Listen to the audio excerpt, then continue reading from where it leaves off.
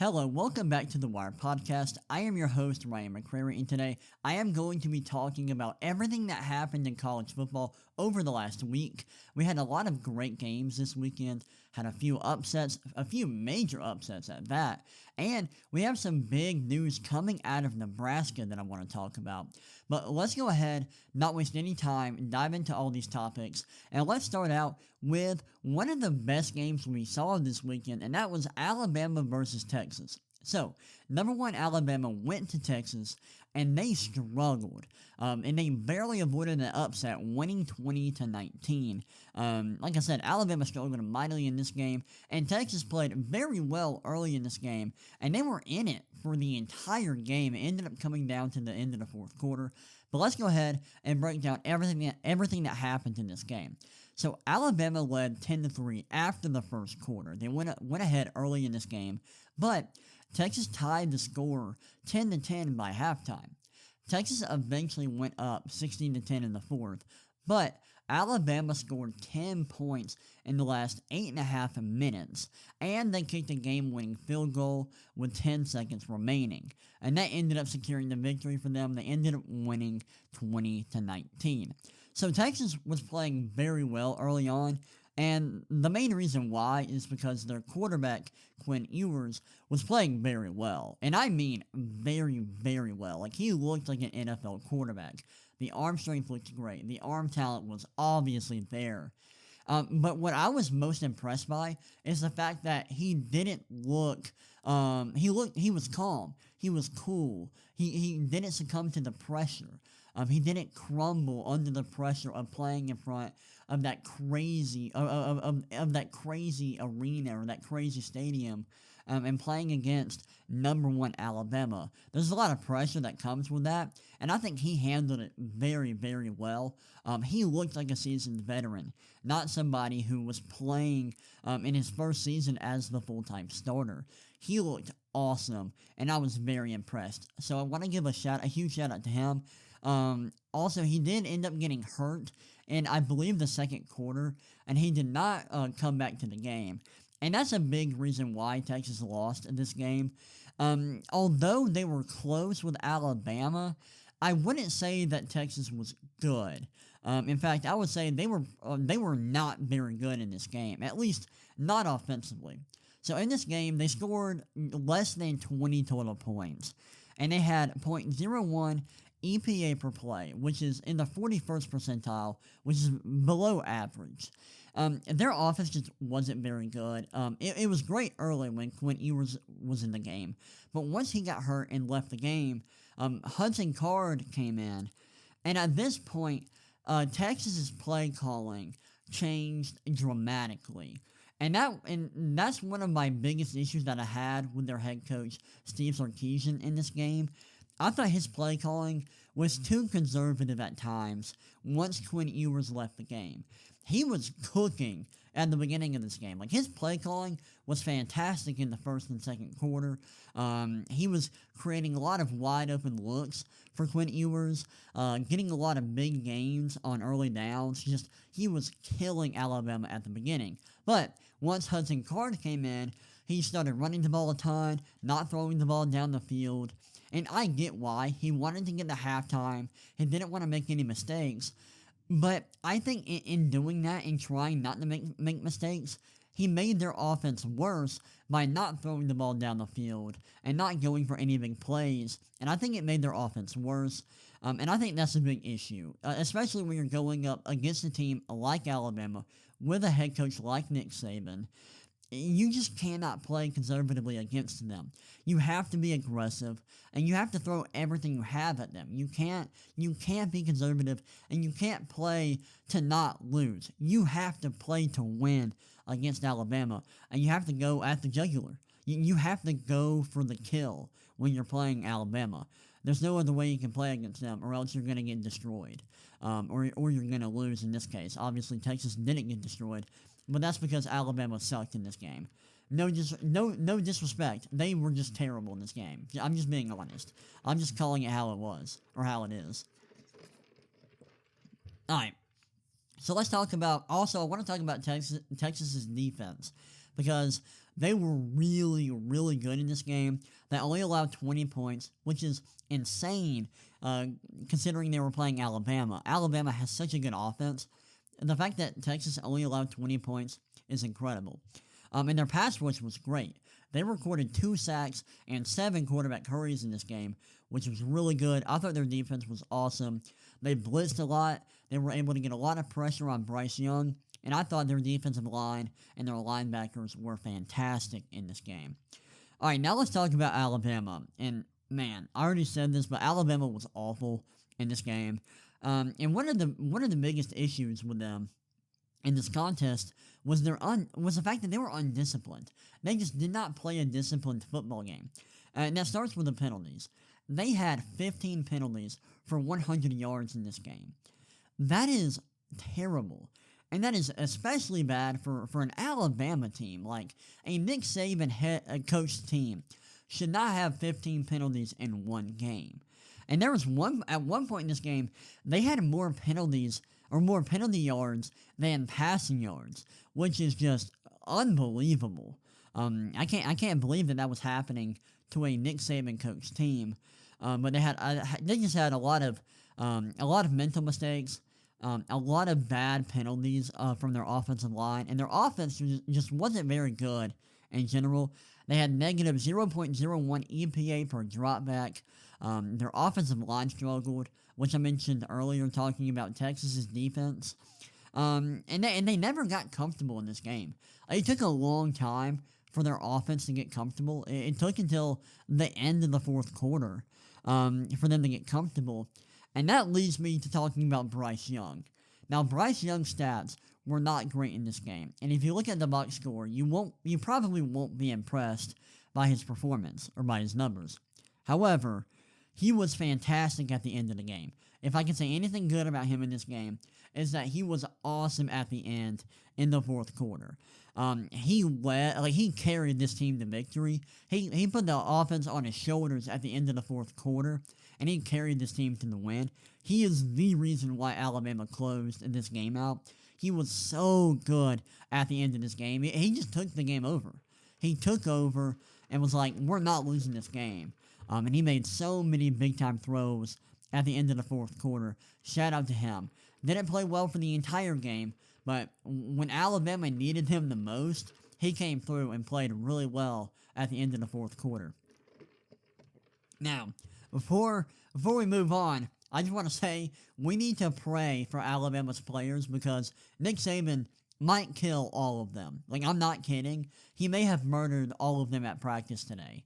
I know he was not happy about this performance. He looked pissed off on the sideline, and I know those players are going through the ringer this week. Nick Saban might kill all of them. So let's all pray for them and pray that they can get through this week.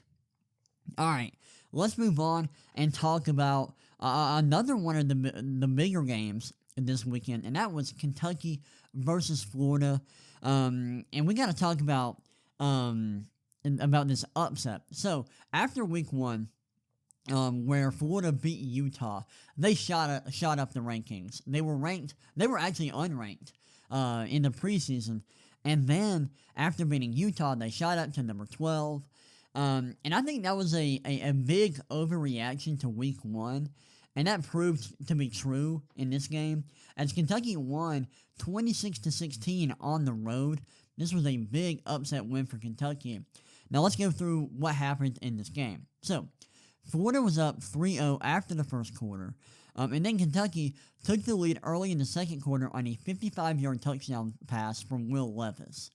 Florida went on a huge run, though, in this quarter, scoring a field goal, then a touchdown, then a safety to go up 16-7 near the end of the second quarter. Kentucky scored one more time before the half to make the score 16-13 at the break. However, the second half was all Kentucky. The Wildcats kicked a field goal and recorded a pick six in the third quarter to go up 23-16. Then they kicked a field goal in the final minutes of the game to secure the victory 26-16. Now, something I want to talk about is Anthony Richardson's performance in this game. He struggled. He was on the struggle bus in this game. He did not play well at all. Let me get a drink real quick. Let's look at his numbers real quick. So he completed 14 of 35 passes. That is a completion percentage of 40%. That is awful. He also recorded just 143 passing yards, 0 touchdowns, had 2 interceptions, and had a QBR of just 3.8. Whew! That is really, really bad. That is unbelievably terrible. And I mean, when I say that Anthony Richardson was terrible, I don't mean any disrespect. I'm not trying to be disrespectful. I'm just calling it how it is.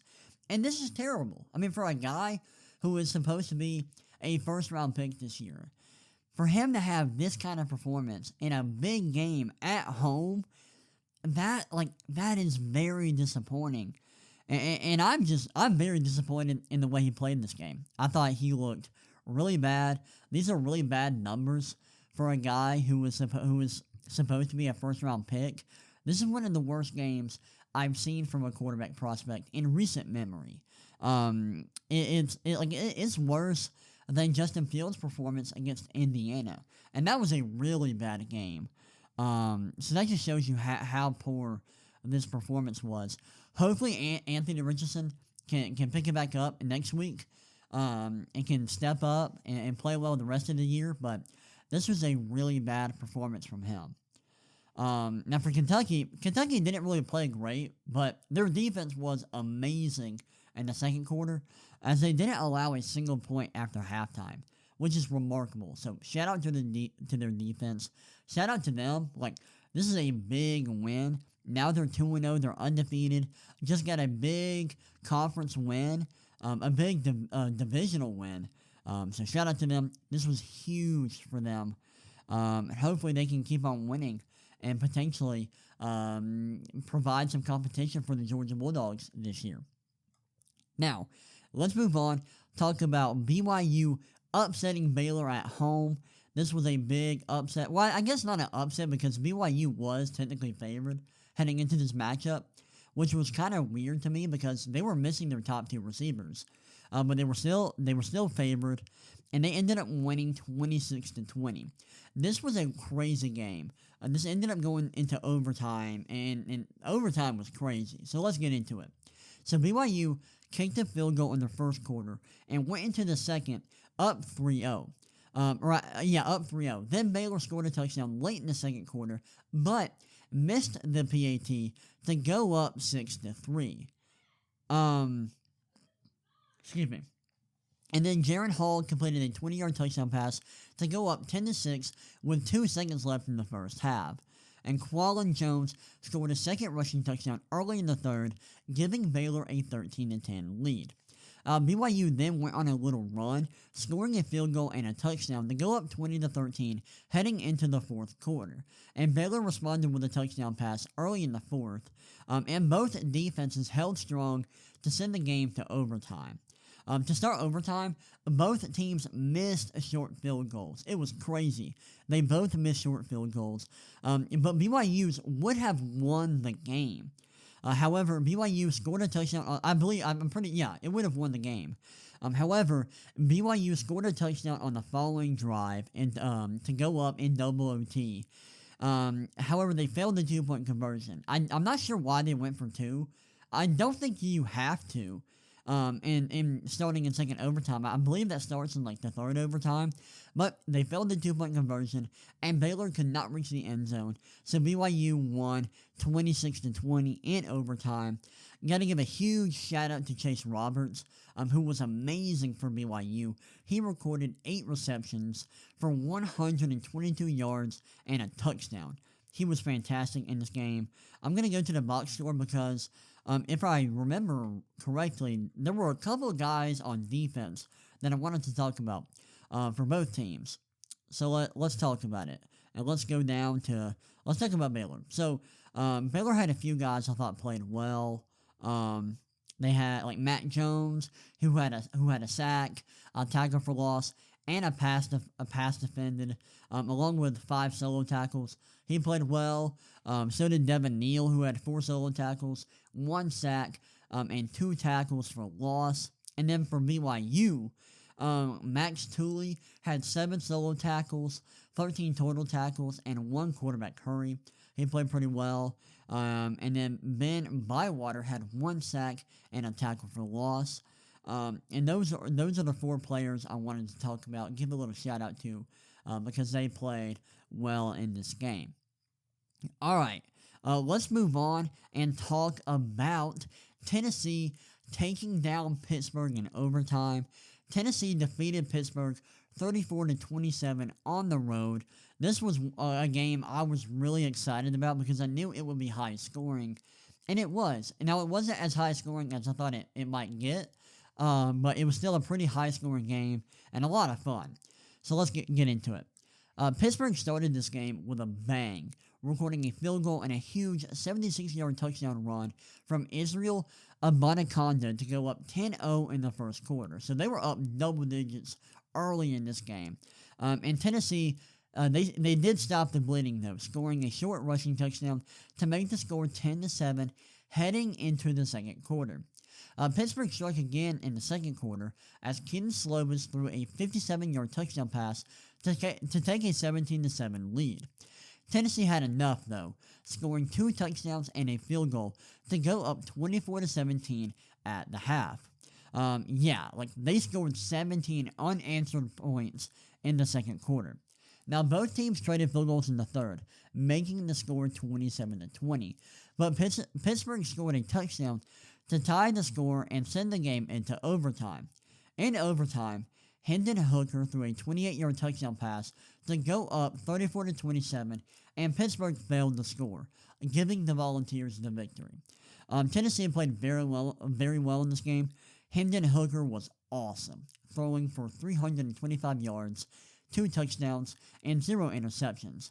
Cedric Tillman was great as well, recording 9 catches for 162 yards and a touchdown.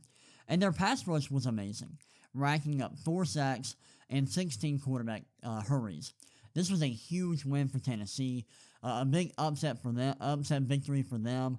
And now I believe they're 2-0 on the year. Let me look real quick.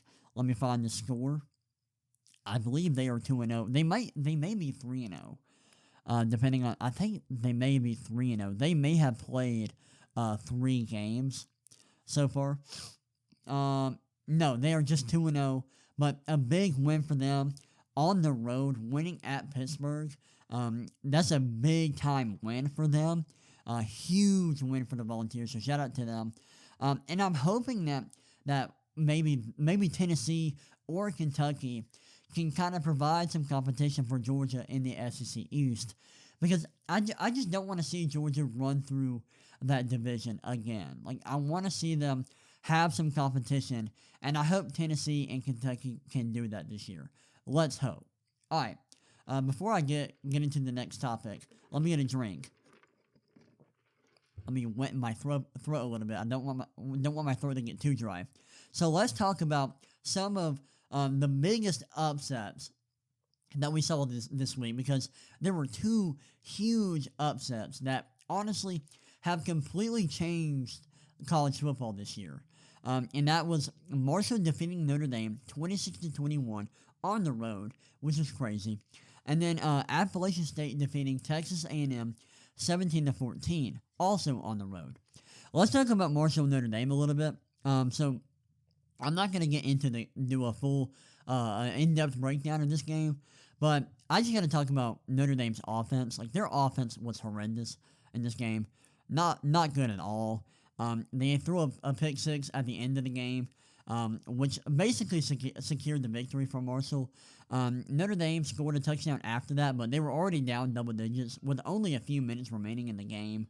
That basically ended the game for them. But shout out to Marshall. What a win for them. Go Thundering Herd, taking down Notre Dame. Notre Dame's offense struggled against Ohio State, and it struggled in this game. And that's why they ended up losing and getting upset at home by Marshall. That's crazy. And then Appalachian State defeating Texas A&M 17-14. This was crazy. A&M's offense was horrendous. They turned the ball over twice, and they got outgained by over 100 yards on their home turf. That's crazy. Appalachian State ran the ball a ton in this game. And I believe, did they have 2 turnovers or did A&M have 2 turnovers? Let me look. Let me see. Let me go down. Because one of these teams had 2 turnovers. And I want to see who did. Let's go team stats. Let's see. My computer's acting a little slow. So yeah, A&M had 2 turnovers and still only lost by 3, which is kind of remarkable. But their offense wasn't very good. And that's been the case for like 2 years now. Their offense hasn't been great. And both of these teams are basically the same, A&M and Notre Dame. They're all defense, no offense, and that hurt them in this game, or in these games. So this week, we saw 2 top 10 teams losing to non-Power 5 opponents on their home turf. That's crazy. Now, these 2 teams were probably not going to make the playoff, no matter what. At least, I don't think they were. Because I think Georgia, Alabama, Ohio State, and USC are the 4 best teams in the country and will likely be the 4 playoff teams at the end of the year. So I don't think any of these teams were going to be legitimate playoff teams. However, they were potentially going to have an argument for that 4th spot. And so them losing basically ends that. Like, they're not going to be a playoff team now. Like, I don't see how either of these teams can make the playoff, especially with the way their offenses have been playing. Well, this changes the playoff outlook a little bit, and I think that's huge. But yeah, like I said, now it seems unlikely that both of these teams will be in consideration for the 4th spot, unless something crazy happens for the rest of the year, where they just completely turn it around and start playing well offensively. Unless that happens, I don't think either of these teams will have an argument to be in the playoff. All right, let's end this podcast talking about Nebraska and the huge news coming out of their program. So this weekend, Nebraska lost to Georgia Southern 45-42, making their record a measly 1-2. And it looks like the Cornhuskers are going to have another underwhelming season after going 3-9 in 2021. This loss gave head coach Scott Frost another loss and was yet another disappointing performance for a program who honestly has just hit rock bottom. And Nebraska's athletic director was obviously dissatisfied with the state of his program because he fired Scott Frost this past weekend after this loss to Georgia Southern. Scott Frost's time at Nebraska was flat out disappointing, as he had a 16-31 record through 4 full seasons and 3 games this year in 2022. Now, this is huge because Scott Frost was supposed to turn this program around when he left UCF after the 2017 season. Obviously, he did not do that, and I'm not really surprised that he got fired this year. He's been on a hot seat for a while now, and there was speculation that he would get fired this year or maybe after the season. I am a little surprised by the timing. The timing's a little weird because it's early in the season. Like, they've only played 3 games, and Nebraska plays number 8 Oklahoma this upcoming Saturday. So the timing is really weird, but I'm not surprised that Scott Frost got fired. This was going to happen eventually, and especially with them losing to Georgia Southern. Like, that's just not acceptable. And yeah, Nebraska's AD was like, we're done. We're firing you. So this is big news. Now, I did hear, I believe yesterday, that they're looking at potentially getting Matt Campbell. I heard a report about that, and that would be a big hire for them. And apparently, the tweet I saw said that it was highly likely that they would hire Matt Campbell. I don't know if that's after the season. Like, I don't think that's during the season. I don't know how that will work. But I just heard that Matt Campbell was like their primary target to replace Frost. But yeah, this is huge news. I don't know where Scott Frost is going to go now. I saw a funny meme this weekend talking about, it was like, it's from Mean Girls, where she's like, I can't remember the character, but she's like, get in, loser, we're going to do whatever. And it's Nick Saban, and it says, get in, loser, you're going to be our new offensive analyst, which I thought was hilarious. So maybe Scott Frost goes over to Alabama to become like this high-level assistant coach. That would be really funny, but yeah, this is big news. Huge news. Nebraska firing their head coach. All right, that's all I have for today's episode. This was a big week in college football. I do plan on recording another podcast this week talking about week 1 in the NFL because there were a lot of crazy games in the NFL this weekend that I want to talk about. But I just wanted to keep this a college football only pod for this episode. But I hope you enjoyed it. That's all I have for today. If you want to follow me on social media, you can hit me up on Twitter and Instagram at the Ryan McCrary. That's the RyanMCCRARY. If you want to see more content from me, you can check out my YouTube channel at The Wire. You can check out my my TikTok page at The Wire Sports _. You can check out my website at thewiresports.com. Did I already say that? I may have already said that. I'm sorry if I did. I have like Alzheimer's. And yeah, and then if you enjoyed this podcast episode, please leave a review, and that would be greatly appreciated. You don't have to if you don't want to, but that's just something that would help me out. But yeah, I hope y'all enjoyed this, and I can't wait to see y'all in the next episode. Peace.